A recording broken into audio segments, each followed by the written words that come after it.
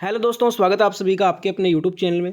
दोस्तों, जैसा कि आप सभी को पता होगा, आज 14 नवंबर है और दिल्ली पुलिस कांस्टेबल का आज तीसरे शिफ्ट का एग्जाम भी समाप्त हो चुका है। इससे पहले फर्स्ट और सेकंड शिफ्ट का एनालिसिस आपको करवा चुका हूं। तीसरे शिफ्ट के जितने भी रियल क्वेश्चन आपसे पूछे गए थे, सारे क्वेश्चन डिस्कस करेंगे, तो पूरा वीडियो एंड तक देखिएगा। और जिसने भी इस वीडियो को लाइक नहीं किया, तो जितने भी प्यारे दोस्त वीडियो को देख रहे हो, सारे के सारे जने सबसे पहले लाइक बटन को दबा दो, एक साथ लाइक बटन दबा दीजिए।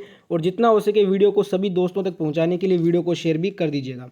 अगर आप ऐसी रोजाना एनालिसिस देखना चाहते हैं दिल्ली पुलिस एग्जाम का, तो फटाफट से चैनल को सब्सक्राइब करके नोटिफिकेशन की घंटी को ऑन कर लीजिएगा। इससे आपको दिल्ली पुलिस कांस्टेबल की सारी शिफ्टों की एनालिसिस देखने को मिलेगी।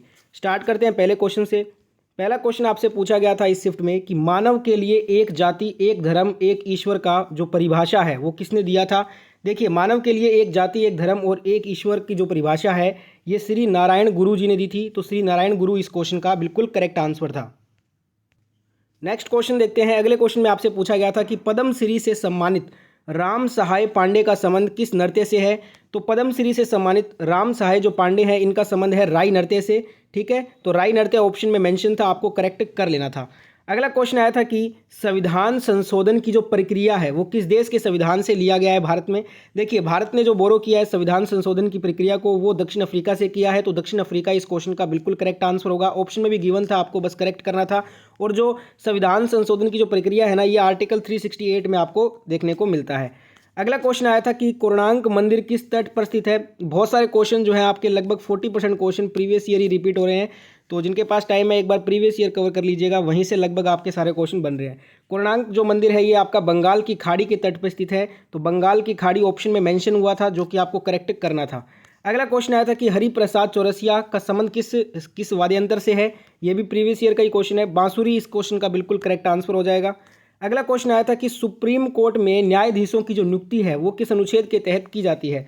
तो देख रहे हैं आप, लगभग सारे आपके जो 40% क्वेश्चन आ रहे हैं वो प्रीवियस ईयर के ही आ रहे हैं। ठीक है, सुप्रीम कोर्ट में जो न्यायाधीशों की जो नियुक्ति है ना, वो आपका आर्टिकल 124(2) के तहत होती है और ये भारत के राष्ट्रपति के द्वारा की जाती है। तो इस क्वेश्चन का राइट आंसर हो जाएगा अनुच्छेद 124 भाग 2। ठीक है, नेक्स्ट क्वेश्चन देखिए। अगले क्वेश्चन में पूछा गया था कि लोकसभा में अनुसूचित जनजाति के लिए कितनी सीटें जो है वो आरक्षित हैं। देखिए, लोकसभा में अनुसूचित जनजाति के लिए जो सीटें हैं वो 84 है और एसटी के लिए है 47। ठीक है, तो आपका जो करेक्ट आंसर हो जाएगा वो 84 हो जाएगा।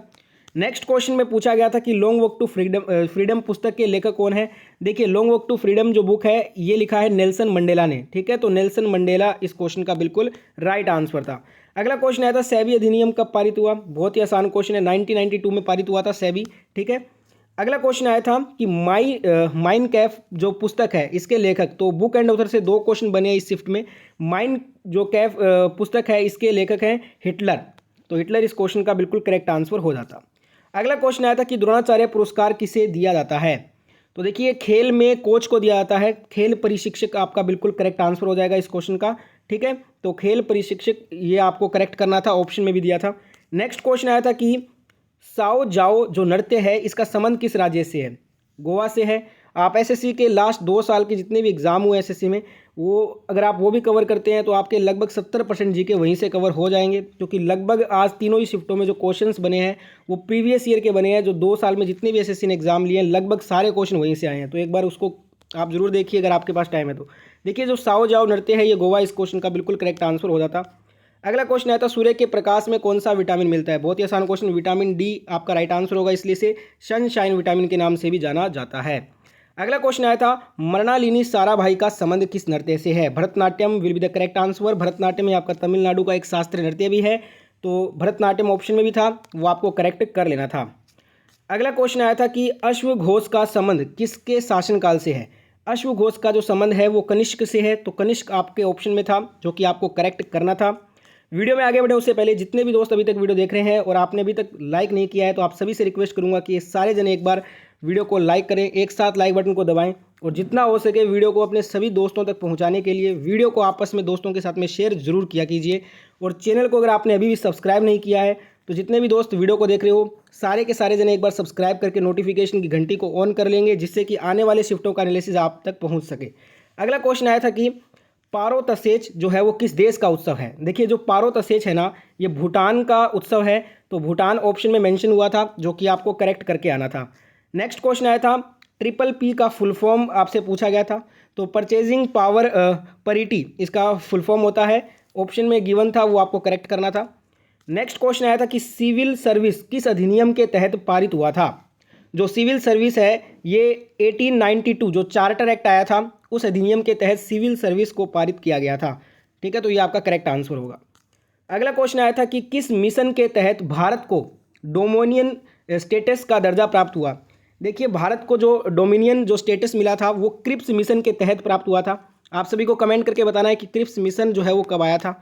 ठीक है, नेक्स्ट क्वेश्चन यहाँ पे पूछा गया था आपसे, हाई कोर्ट जो है वो किस अनुच्छेद के तहत रीट को जारी करता है। सारे प्रीवियस ईयर में है ये क्वेश्चन आपको मिल जाएंगे। देखिए, उच्च न्यायालय के जो पास है वो अनुच्छेद 226 के तहत मौलिक अधिकारों के प्रवर्तन के लिए निर्देश, आदेश या रिट जारी करने का क्षेत्राधिकार प्राप्त है।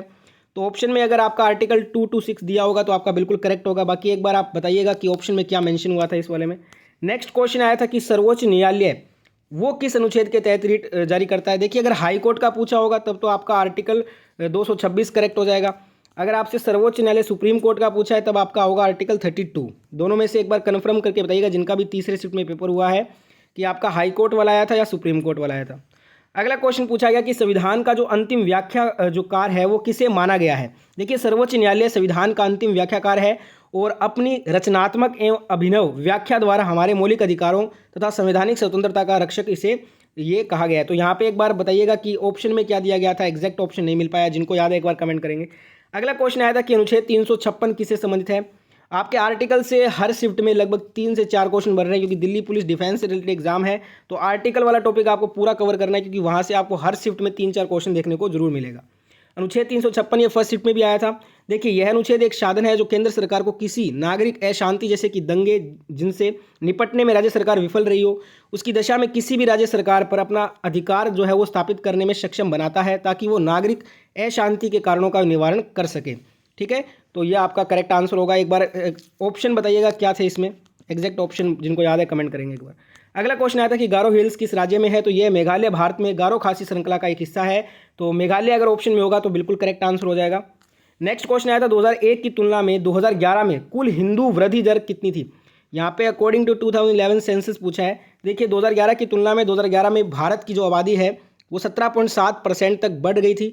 इस दौरान मुस्लिमों की आबादी सबसे ज़्यादा करीब 25% तक बढ़ी थी जबकि हिंदू 17% से कम बढ़े थे। इसी तरह ईसाइयों की आबादी 15.5 और सिख की 8.4, बौद्ध की जो है वो 6.1 और जैन की सबसे कम 5.4% ही बढ़ी थी।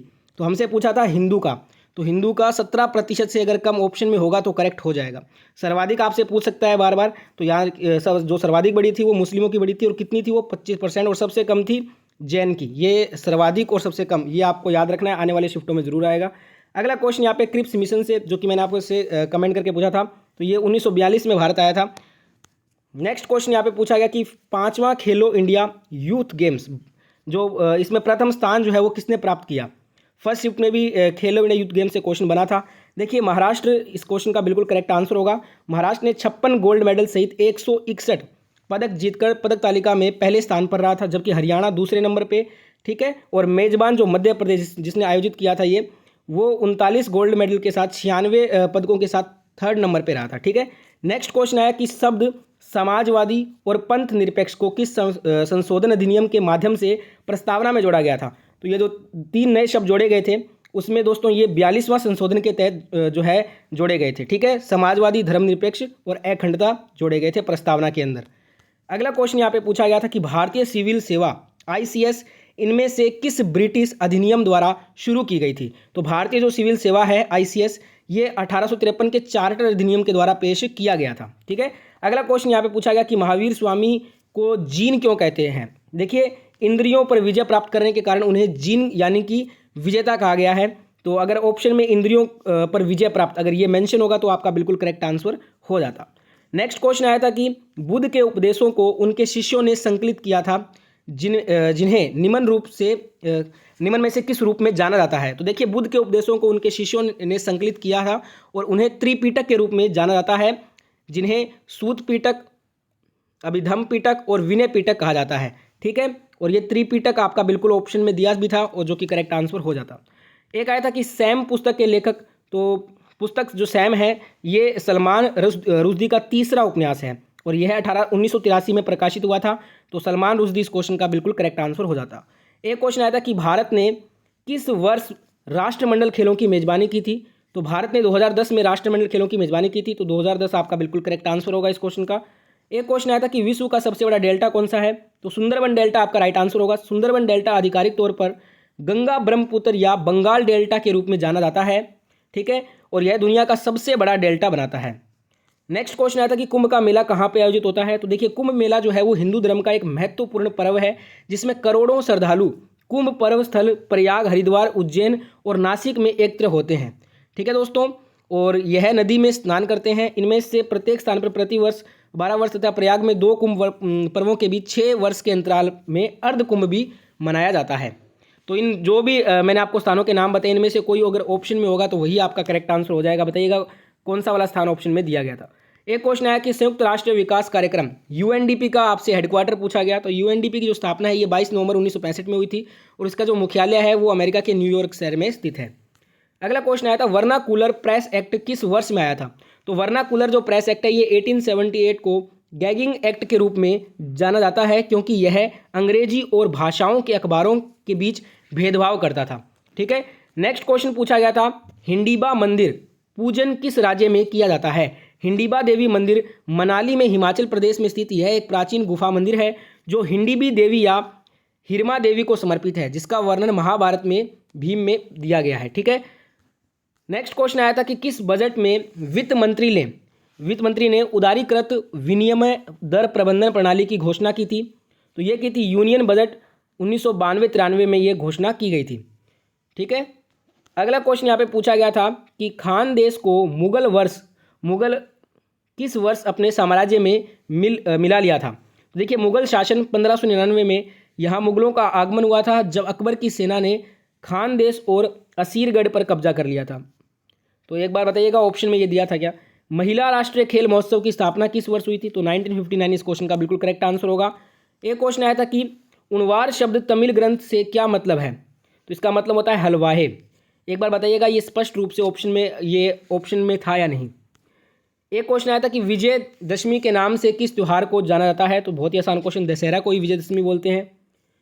एक क्वेश्चन आया था कि धूम मठ कहाँ पे स्थित है। तो ये दार्जिलिंग पश्चिम बंगाल में स्थित है। तो दार्जिलिंग पश्चिम बंगाल आपका राइट आंसर हो जाता। एक क्वेश्चन आया था कि बौद्ध धर्म के प्रचार के लिए किस भाषा का प्रयोग किया गया था। तो पाली भाषा का प्रयोग किया गया था। बहुत ही आसान क्वेश्चन, सबने सही किया होगा इसको। तो इतने क्वेश्चन मिले हैं, लगभग आपके 40 से ज़्यादा क्वेश्चन कवर हो चुके हैं 50 में से। तो पूरा वीडियो देखने के लिए बहुत धन्यवाद। जिन्होंने भी वीडियो को अभी तक लाइक नहीं किया तो वीडियो को एंड करने से पहले लाइक शेयर सब्सक्राइब करके जाइएगा। अब मैं मिलूंगा कल आपसे, जिनका भी कल एग्जाम है सभी को बेस्ट ऑफ लक। जय हिंद, जय भारत।